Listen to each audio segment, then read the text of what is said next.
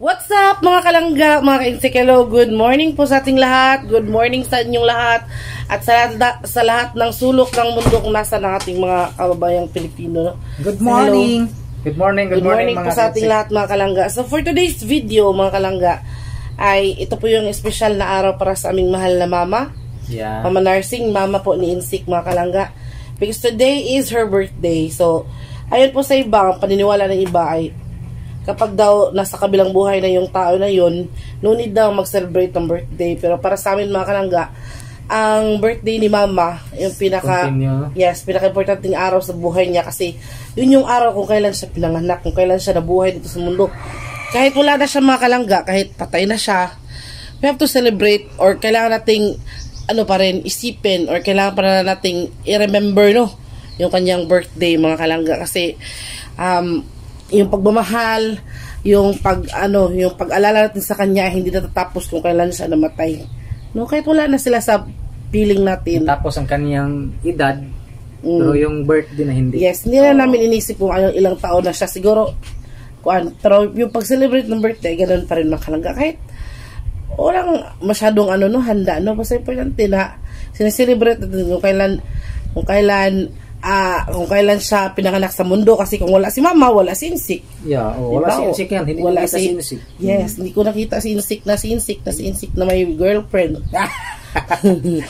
So yun mga kalangga, kaya maya po, pagkatapos namin maghanda, si Papa po kasi ay nagbihis muna. Kaya pupunta po tayo ngayon sa sementeryo mga kalangga para magtirik ng kandila and para samahan si mama to celebrate her birthday. Yeah. So, samahan niyo po kami mga kalangga. Huwag po kayong umalis dyan. I love you. So, yan po mga kalangga, nakarating na po kami dito sa sementeryo. Po yung una namin pinuntahan mga kalangga. Kay Juan man, kanang ito talaga yung pakay namin, to celebrate mama's birthday. So, yan na po. Dito na po tayo sa sementeryo. Ito po yung sementeryo kung saan libing po si mama. So magtitirik po tayo ng kandila at the same time mag-greet tayo sa kanya ng happy birthday. Yan si Papa yung pinauna mga kalangga. So yung iba po dyan na nakahimlay na, parang matagal na yatang hindi na ng kanilang mga pamilya, pero siguro ngayong undas, ngayong kalag-kalag, baka malinisan din ito kasi take 5 years yung expiration ng kontrata ba. So after 5 years mag-renew na naman. Pero sa mga hindi pa nakapag-renew, ayun, kinukuha yung mga boto at nilagay doon sa Yan po si mama. Hello mama, happy birthday po. Nasaan ka man ngayon, sana masaya ka. And huwag po kayo mag-alala, okay lang po kami. At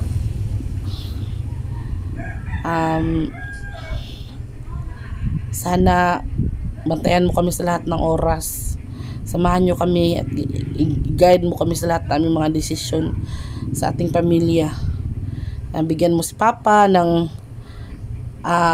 malakas na pangatawan para talagang makasama pa namin siya ng matagal na panahon. Yan po si Papa ipukaw niya sa mama na natuog mas mama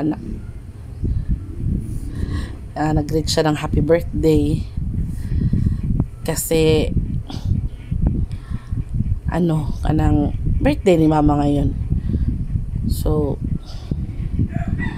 ayun, medyo na yung lapida ni mama kasi kapag may ibang nagdagkot og kandila bitaw kay mapunta sa lapida ni mama yung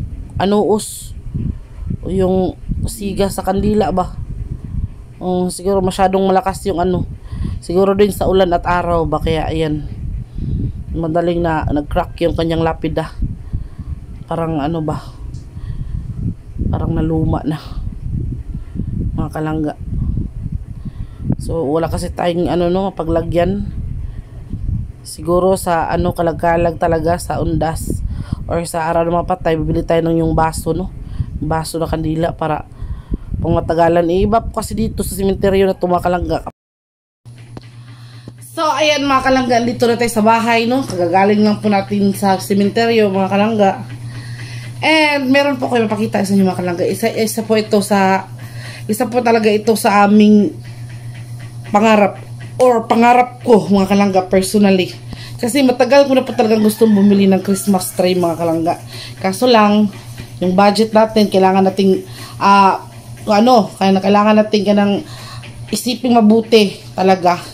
Pero nagpasalamat ako kay Ate Josie kasi siya po yung bumili ng Christmas tree namin yan, mga kalangga.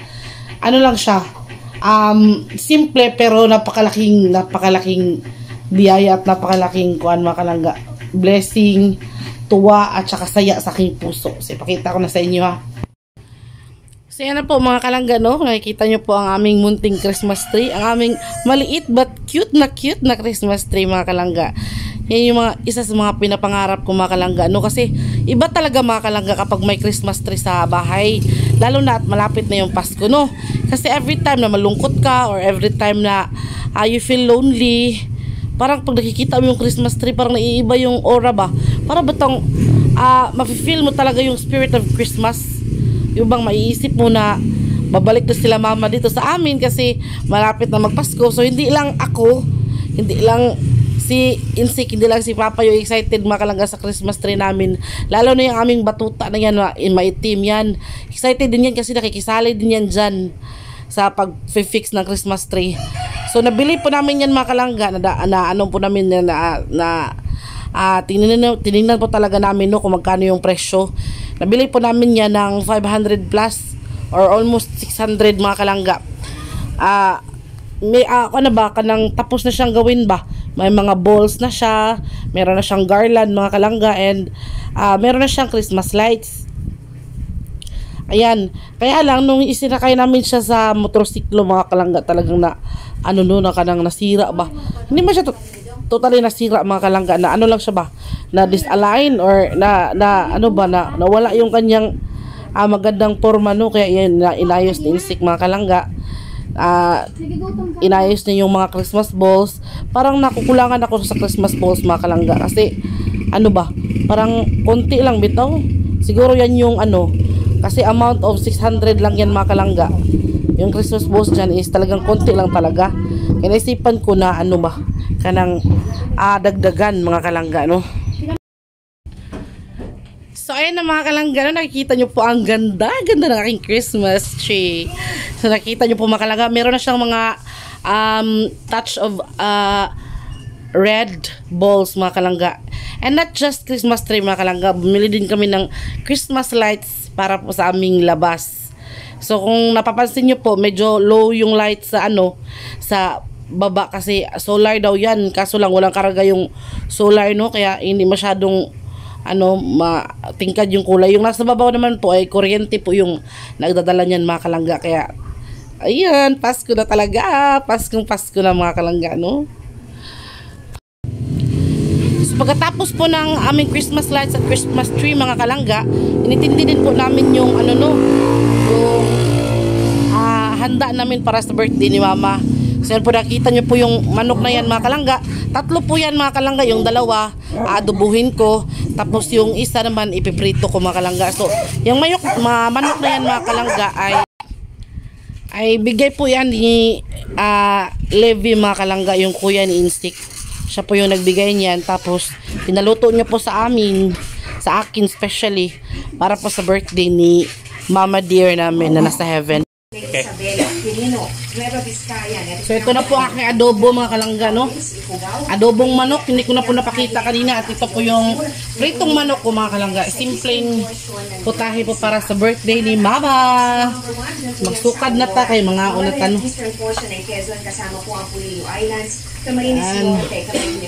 Mga unata. Sa northern portion ng Sorsogon. Asahan pa rin po sa mga nabanggit na lugar. Yung malakas sa so hindi pa po dumating si yun. Pa dumating si Kuya Libby. Siguro siguro sila may ginawa. Siguro may nag-overnight siguro mga Gensik. Ng 150 kilometers per hour at ang bukso pa naman sa 185 kilometers per hour.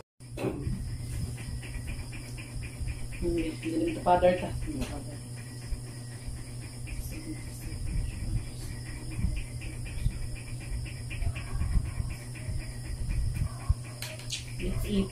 Kaligo. Yan yung gusto.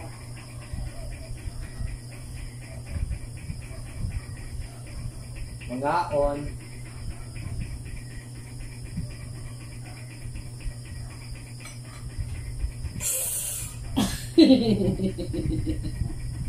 Give me. Thank you. I love you, Mama Sup Sup. Thank you. I love you, Mama Sup Sup. Pagkagal na yun. Oh, gusto mo na siya. Ay, kamusta man. Yan na siya. Kaon. Alam eh. Hmm? Ayun lang.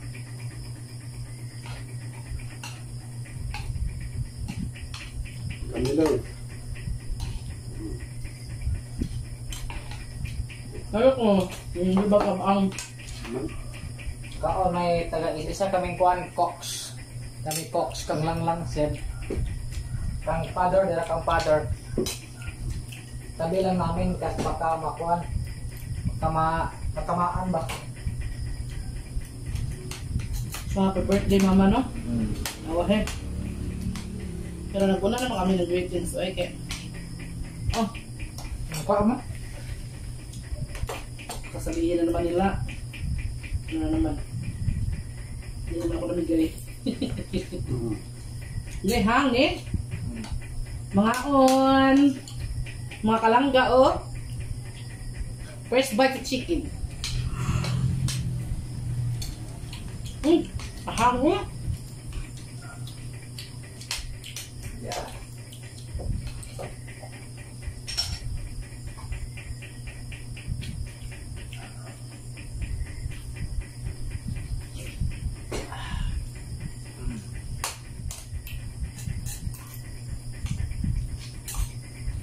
Ngaon.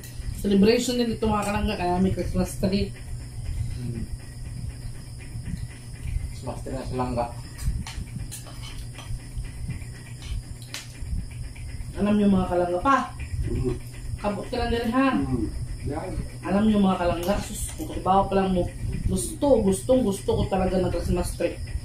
Noon pa. Gusto lang inuuna natin yung ating mga needs kaysa wants. Nakalkag ikong buhok. Kaya ano na, nagluto magugkong. Ako yung nagluto nito lahat. Pero sila yung nagtatay.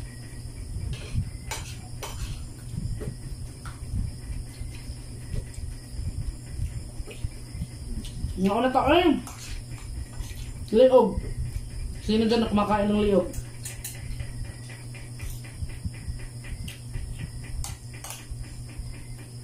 Dungan tanin nyo.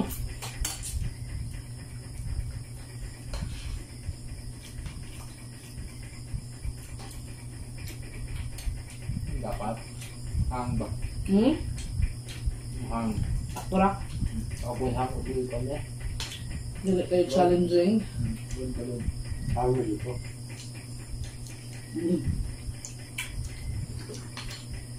Tama.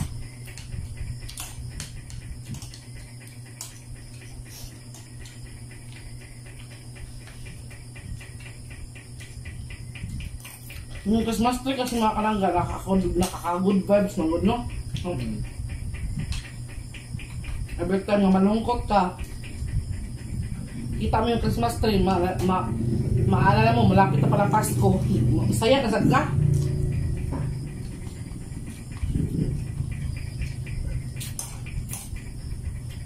Masaya kasi ang Pasko mga kalangga. Bakit kailangan ng Christmas din sa Pasko? Symbol man yan. Symbol.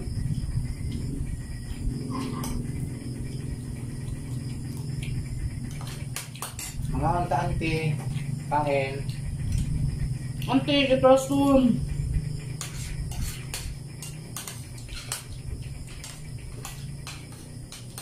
Hakbang kita sa ng lugaw.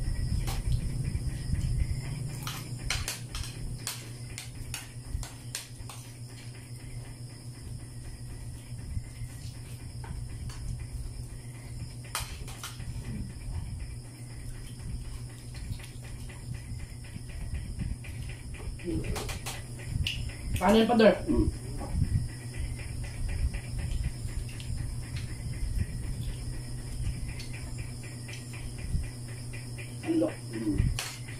Ikaw, insect. Kaya magsandok. Ako lang. Kaon. Kaon mga ilangga nga mahal. Muwa-muwa sup-sup. Shout out sa mga bagong subscriber. Yes, ang mga subscriber na mga minamahal. Kung nila susudan na. Kulangan.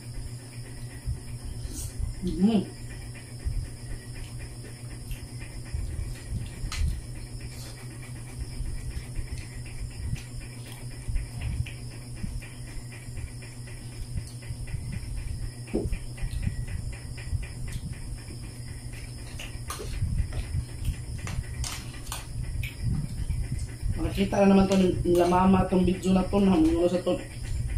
Bumalik ko taksi boy. Mahal matanaw ako nila. Ang kanin niya karon. Ang parang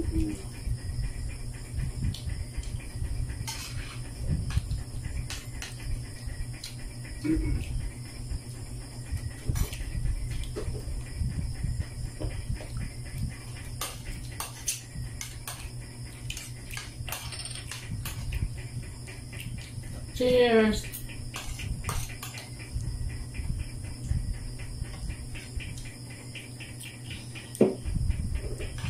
Si Spence lang yung ayaw mag-cook.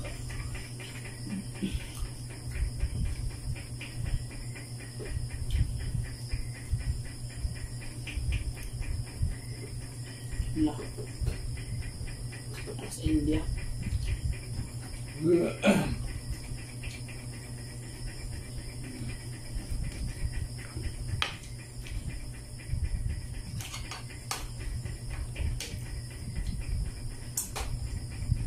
Itong chicken na to mga kalangga, bigay ito ni Libby, ni kuya ni Insik.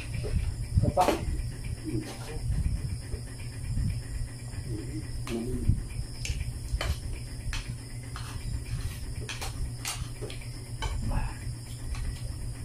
Kaya meron kaming handa ngayon.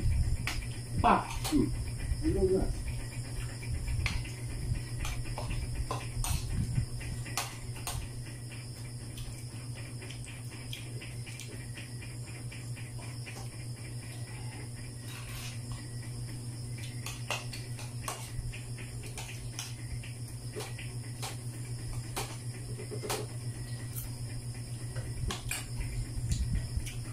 Nawa talaga ako kay mama eh. Kaya gusudan.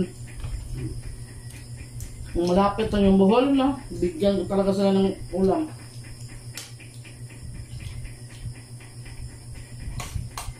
Hindi pa, ibisin mo lang. Pwede pa lang. Ayaw, ibisin. Kung nailaan na lang ako mga kalangga na. Mulupad na ko ang problema. Hindi ka daog ang lana.